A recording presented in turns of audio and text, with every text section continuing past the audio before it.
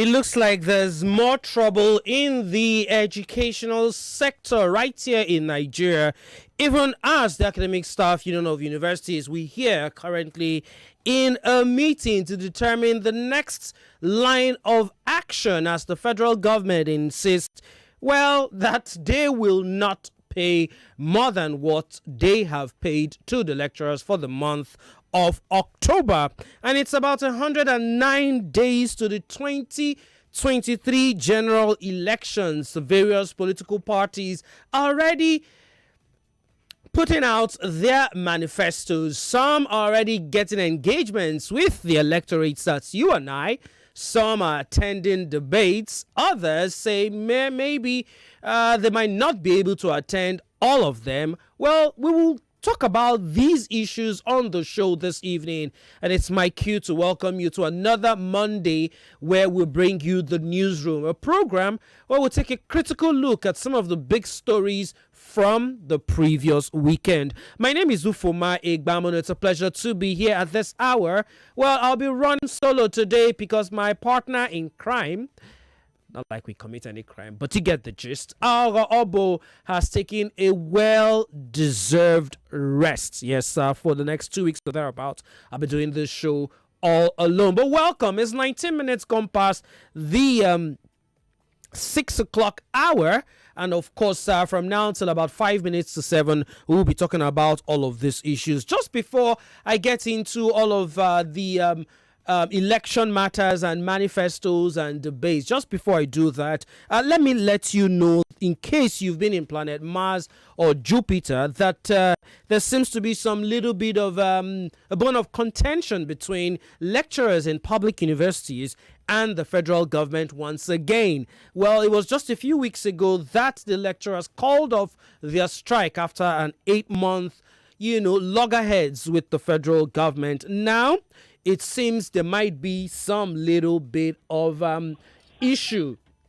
It looks like there might be some little bit of issue because for the month of October, the lecturers were not paid in full. Minister of Labour and Employment Chris Ngige says that the lecturers cannot be paid when they did not work. However, a human rights lawyer who also happens to be a lawyer for ASUU, Femi Falana, insists that the no work, no pay policy does not apply to members of the union.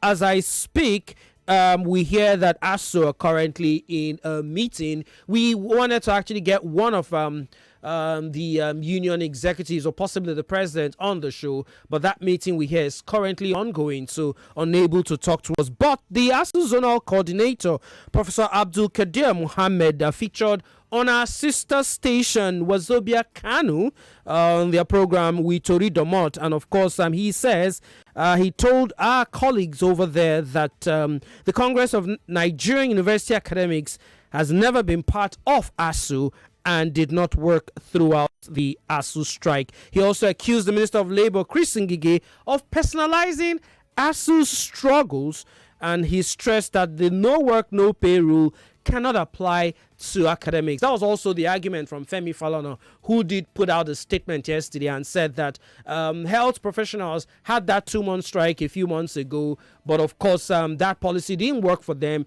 because of the need to have some bit of harmony in the health sector, and that should also be the case, so we don't go back into all of those issues concerning strike or no strike again. We'll keep you updated, people, with the outcome of the ASUU meeting in our subsequent news bulletins, and hopefully we don't get to talk about it next week, because if we have to talk about it next week, maybe it means that the problem will still be there. But that's also my cue to move on to topic 2, which is going to be our big issue for today. Nigerians are getting set and preparing for the 2023 general elections.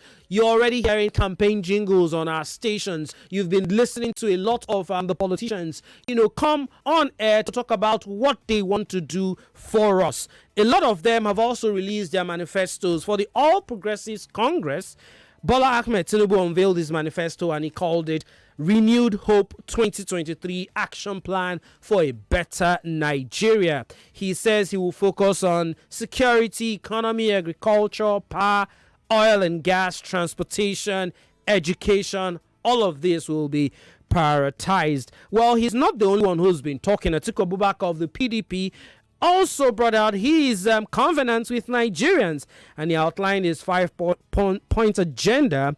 He talked about restructuring, that's been a mantra for him, qualitative education, the economy, and restoring unity in diversity. Well, for Peter Obi, he is yet to reveal his manifesto, but of course he's been talking about some of his plans, in the last couple of months. For Omoyele Sowore of the African Action Congress, he also launched his party manifesto in Kano and says that his party will flush out corrupt government officials if he's elected president next year. Rabiu Kwakonso, titled his own My Pledge to You, the RMK 2023 blueprint, where of course he highlighted some of the things he will do if he is elected president come next year. Well, we've got two guests on the show this evening who will be joining us to look at some of these manifestos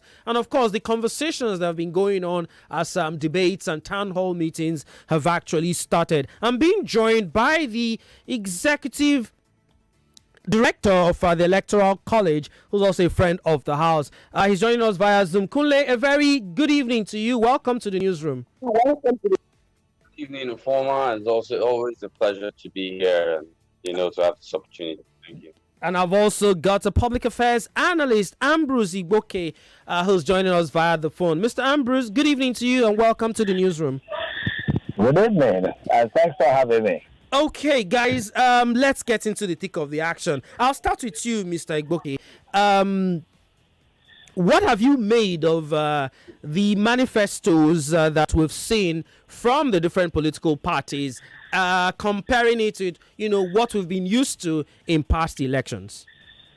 Well, first of all, a manifesto is a document that contains the covenant between the person who is seeking for political office and the electorate that he's begging or soliciting to vote for him or her. So it is a sacred document that every item in that document ought to be held with utmost sense of sanctity. It is a bond between the public servants and the electorate. So when political parties make manifestos and produce laudable documents specifying how and what they are going to do when elected into office, that promise is sacrosanct.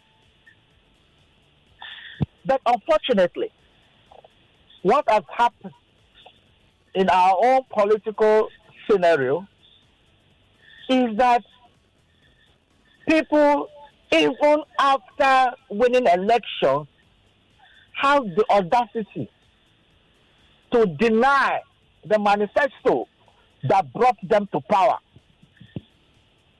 We have seen it so many times. Why is this happening? It's because in Nigeria, the political party is not supreme. So a political party sits down, consults with stakeholders, articulates its positions on policies, and puts them inside a manifesto and say, this is the covenant between us as a political party and you, the electorate. All the candidates are supposed to abide by that manifesto. But we have a situation in our hands where the political office holders, once they win election and resume office, even go as far as denying their party manifesto and say they were not consulted, or all kinds of flimsy excuses. A sad situation, I have to say, Mr. Igboke. All right, I'll come back to you in a bit. Kunle, same question to you. The manifestos we've seen from some of the major political parties, anything different from what we've actually had in the past? So for me, we always look forward to manifestos of candidates because it's a social contract between the candidate and the electorate. Is that related? And I heard you mention, is that related to the way political parties operate? I don't think it should be, and sometimes most of the time it isn't. The manifestos I've seen, which are from the APC, that's the incumbent party, covenant with Article second the PD of the PDP, Article of the PDP. I've also seen that of, I believe, the SDP. I've seen that of Rabiu Kwankwaso and 2 or 3 others of the 18 that are running for office. And what shocks me with the manifesto is that need to tell the people, give the people lovely daydreams of what Nigeria would be. But what I found missing in all the manifestos is the how. So you have all the manifestos saying we're going to solve insecurity. Big question, how? We're going to improve the economy. We're going to take it to 6% GDP. We're going to take our GDP to a 6% growth. We're going to take it, and then we move on to double digits. The question again is how.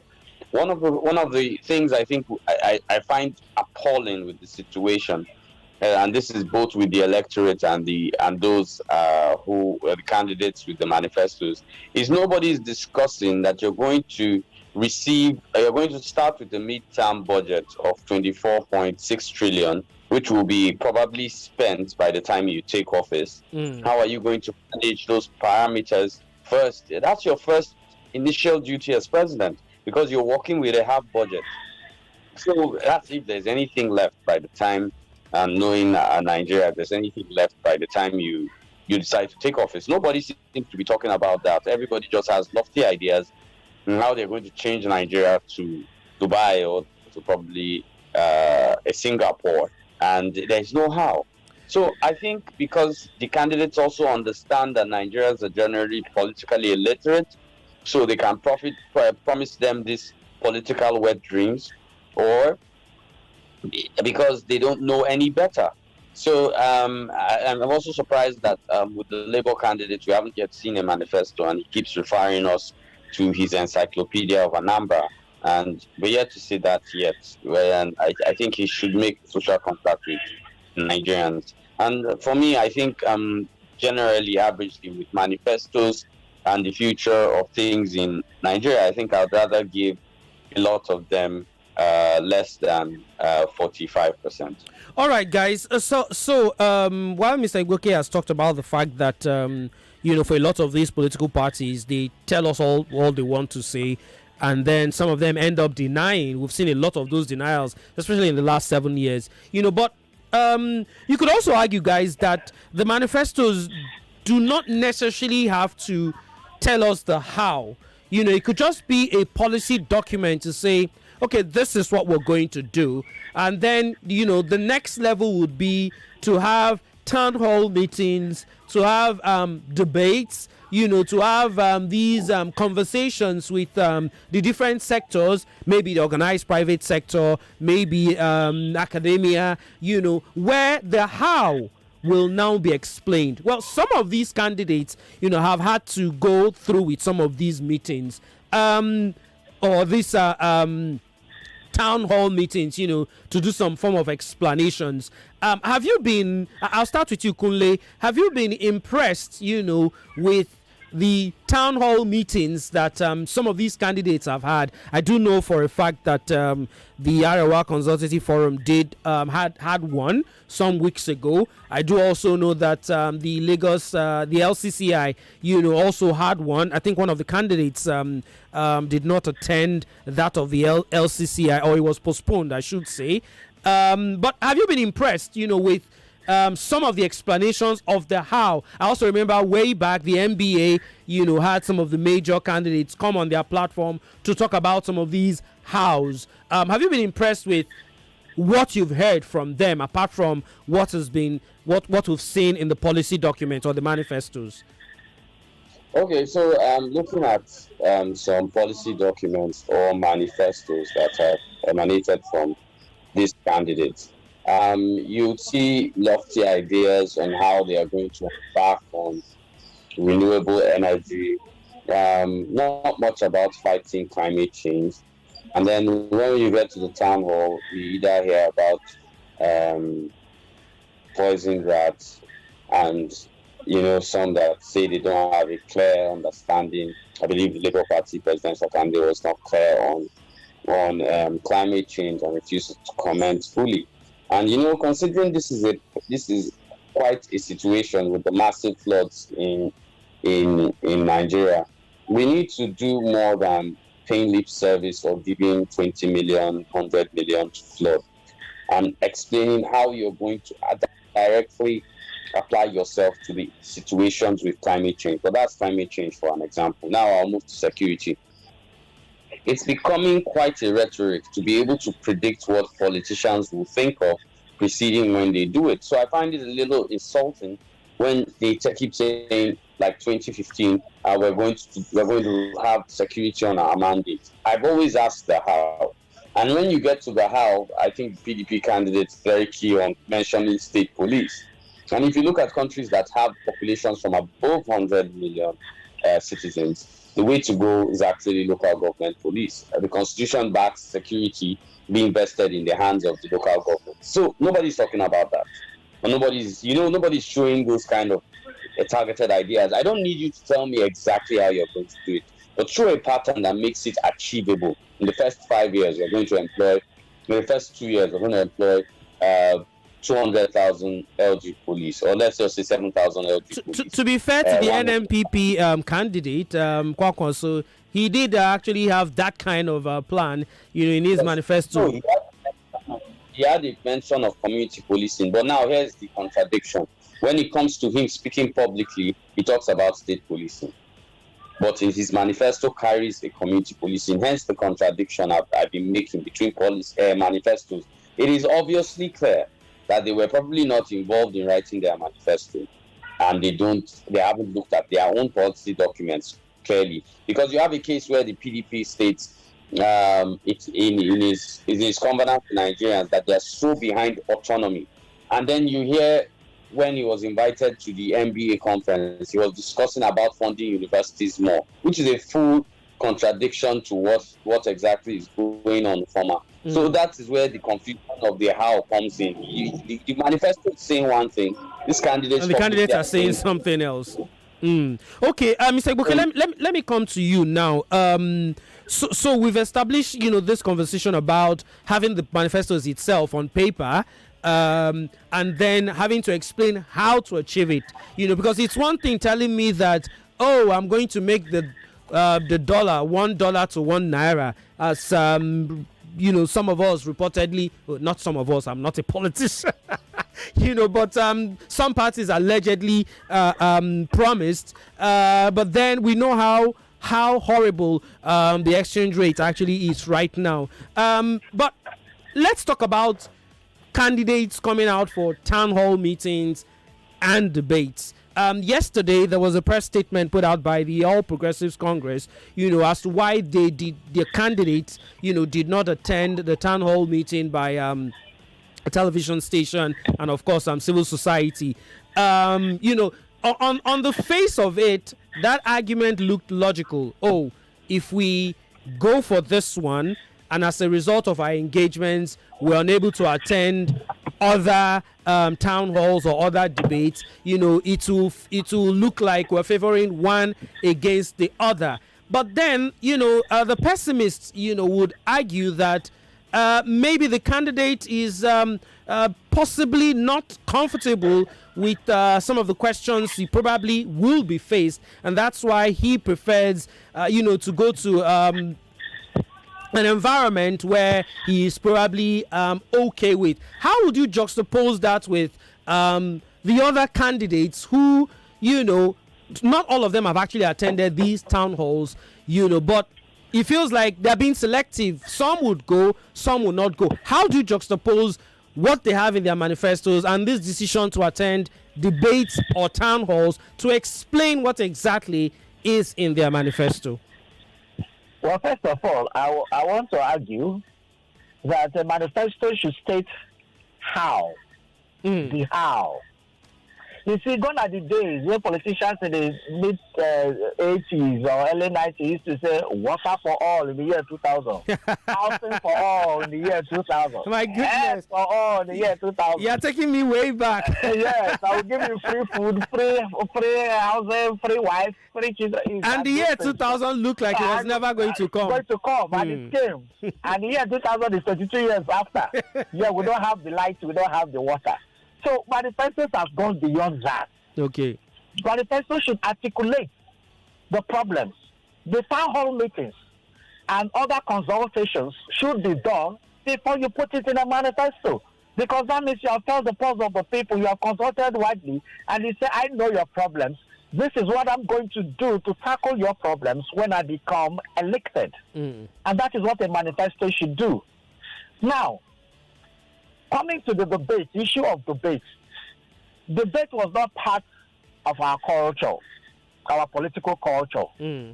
It's something we learn, just like every other political thing we do, we learn them. Our first republic was parliamentary system. It's an alien cultural behavior to us, but we learned it from the British.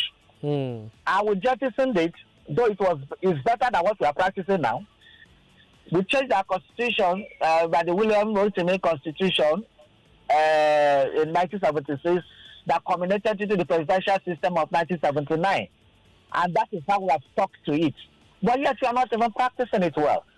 We didn't borrow the debate side of the American electoral system, which we are professing to practice, where debates are actually the greatest town hall meetings. Town hall meetings physically cannot actually, how many people can be in a hall at a time? But debates are the actual town hall meetings where Nigerians are represented in that room, and the majority of other Nigerians who are not represented are watching from every part of the country via the television or radio. And they'll be able to assess the capacity. We are not talking about oratory prowess here.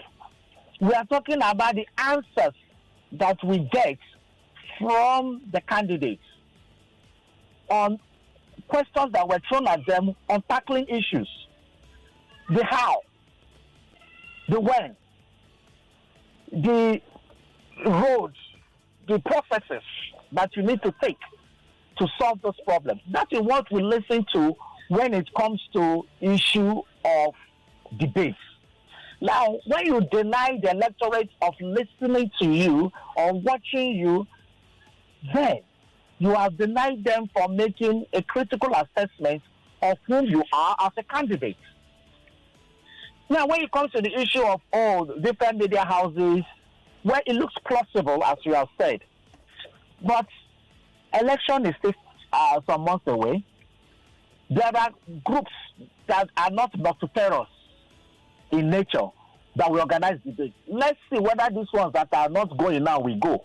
Because I remember groups like Nigeria Guild of Editors, some coalitions of the CSOs, and other groups do organize debates. So let's see whether they will go. So this time around, if you say that if one CSO organized and you are not going, that means these people are trying to fool us. So do you honestly think that Nigeria has gotten to the stage where these debates or town hall meetings, that can be beamed live on TV or listened to on radio, do you think Nigeria has gotten to the stage where it will really affect, the voters? Because someone somewhere would argue that the man who is somewhere in what's the name of this village now in Delta State? I'm trying to remember one village in Delta State. Okay. Does he have a television, to watch the debate? Does he possibly listen to radio? Will that really affect his choices for governorship, for House of Reps, for the Senate, for the presidency? How far do you think these town hall meetings, to be honest, would help in shaping the decision of the average Nigerian voter? The problem we have been having with intellectual exercises as debates has been that most Nigerians do not want to engage in critical thinking. So anywhere belief is. Most of the politicians know that the middle class and the intelligentsia do not constitute a critical mass for voting bloc. True. So what they do is that they discontinue that and say, no worry, we know what to do. So buy a wrapper, give them one bottle of soft drink on that day, cancel some money and give to them. Just give them some slogan, give them party, organize social events for them. Bag of rice, all those kind of things. Give them recharge cards. These are what matters. So they go for those ones who are not enlightened. But just like what we do in the division of innovation theory in communication, there are 5 stages of permeation where action can be taken. So the debate is good for the educated, for the middle class, for even not the middle class but are educated. It is left for the educated people to take the essence of the messages of those debates back to the grassroots. And it is because the educated have been failing in this responsibility that made our critical mass the ignorance of this fact. Because even in the village, even in the grassroots, debates happen. People come, at the grassroots level, they engage the grassroots and the rest. Yep. You can call them town hall meetings or whatever you want to, but they are debates. They will ask you questions and you answer them. Some of them in their local languages. But because it is also a mass rally kind of thing, there are no time to interrogate the candidates. So it becomes like a fanfare. But in the debates, we interrogate. Therefore, it is time for the educated to harness the potentials of this debate and cascade it down to the common man, the grassroots, to the common man in the street, to the grassroots, so that they can glean from the import of what was discussed in the debate. Okay, Kunle, I'll ask you this same question. Mr. Igboke has, actually talked about the fact that, and you could argue that, that's right, that a lot of these politicians, understand that the critical mass, the major, the Nigerians who live in remote places, really don't care so much about all of these conversations about the how. However, it looks like the 2023 general elections might not be the way, past elections, have gone. Yes, agreed that there's still a long way to go. But there seems to be a lot more awareness now by a lot of Nigerians. You could argue a lot of the middle class who allegedly have not been so perturbed with election issues or coming out to vote. How do you think these issues about manifestos and asking questions about the how and having these town hall meetings and debate, how do you think it will shape the 2023 general elections? Okay, so I need to first say something. I heard my colleague that's here say debate is not part of our tradition. That's not true. Nigeria, if you look at post-colonial culture, from the Igbos to the Kanuris to the Hausas, to the Yoruba chief ethic. There were always town halls which people engaged and had conversations. It is in our culture. What has happened in Nigeria is that the political class has tried to kidnap and dictate. So they'll tell you debates are not necessary to suit their own selfish personal ends or incapabilities of presenting or being sensible Ask questions. in a debate. They hide that and they shroud it behind the real people don't have. I'll tell you the only thing that happens. Every country in the world has grassroots. What saves a country democratically is for the middle class to intervene. Now, the middle class politics is not the middle class that is earning $10,000 wrong. The middle class in politics are people who can read and write to a particular extent. Most people joke about TVs or whatever. I've traveled far and wide: Modakeke, Waterside, Southwest, Koko, Delta States, Bayelsa, places Yenagua, Taraba.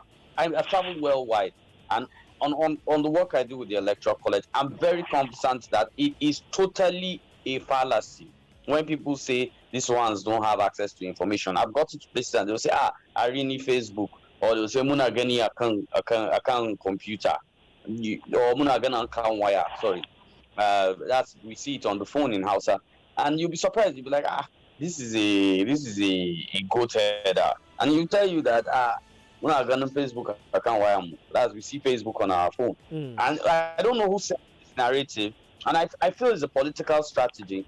It's brought to you by the same people who tell you voting for a small party is a waste of your vote. Okay, if it's a waste of your vote, the hypocrisy is, well, the two big parties are known for kidnapping, electoral violence, and rigging votes. Why do they do it if a small party cannot win a vote? So I feel it's to alter the thought of Nigerians and affect the fact that we can still keep a few. Now, we tell a lot of Nigerians, and we say this on media, and I feel it is complacent. We say this on media. Number one, I don't even believe the media should be vested with the saddle of hosting a political debate. There's a limit to what journalists can ask, and they will ask from probably a perspective that doesn't cover the jurisdiction of office. I'm sorry, it's not. I'm not subbing. No, it's fine. We can continue the subbing on Twitter. So when I hear journalists asking questions to candidates, I ask them. Some of these questions are totally out of jurisdiction of office of this particular. I can agree with you on that. So in the end, we are having a political illiterate society interview, and these politicians know it. So they know that all I need to do is bring money, and the middle class that is supposed to stand. Trump would have won elections again if the middle class didn't stand against him in America. Now in Nigeria, if the middle class does not stand for the country, we're going to have a problem. You don't see the big politicians sharing money in the hamlets. It's the middle class. Who is printing poster for them? The middle class. Who is writing their manifestos that the candidates haven't read? The middle class. So in Nigeria, the middle class actually the most guilty of everybody, not the grassroots or the elite. The elites are being told by the middle class that the grassroots need money. Let's be honest. We haven't decided to attack the real problems in Nigeria. Who won't watch a debate? I would rather watch Chelsea versus Man U. Who would rather go to Silverbird when there's a debate that matters? It's the same middle class in Nigeria. Or play football on the streets on that Saturday morning for elections. Yes, so you find it hard to even sell e-voting. They will tell you no, they will hack it, but they are voting on Big Brother. But they don't know how to read when it comes to Nigeria's constitution or the laws that govern them or the number of political parties Nigeria has. So we've selectively chosen to be politically stupid, and we will pay for such things. Okay, Mr. Emmanuel, we're wrapping up now. Your final words, as we wrap up the conversation this evening. Hello, Mr. Emmanuel. Hello, Mr. Ibuke. Are you here? Are you still there? Yes, I'm here. Sorry. I was calling you Emmanuel. Ambrose, I should say. I was trying to get your final thoughts, on the conversation in just a minute. Well, first of all, I maintain and I've reiterated over time, that the way the political class treats the citizens or electorate is consequent of the fact that the electorate are docile. Nigerian citizens are docile. We allow anything to happen, even within our own immediate environment. Therefore, the human nature suggests that when you leave somebody to be free without any checks and balances, the person will behave anyhow, anywhere in the world. America, Europe, or elsewhere we are giving as example, these political leaders behave well or behave the way they do because they know that if they deviate, their people are going to come hard on them. And they will not trust. Look at what is happening in Britain. I mean, in the space of how many months? Who had different prime ministers. So more or less. There was a time in Argentina they changed 5 presidents in more less than 6 months. I remember that. These are countries who don't look at what is happening in Brazil. Unfortunately, Mr. Igboke, we do not have so much time. We are saying that the electorate should wake up and hold leaders accountable, or else we'll keep rigmaroling. All right. Kunle, quickly in 20 seconds. We have one country. I have only one passport. Even if I Japa, I still would hold that passport. I will always be Nigerian. We need to start taking Nigeria seriously. Every citizen needs to understand the constitution, understand how political parties work.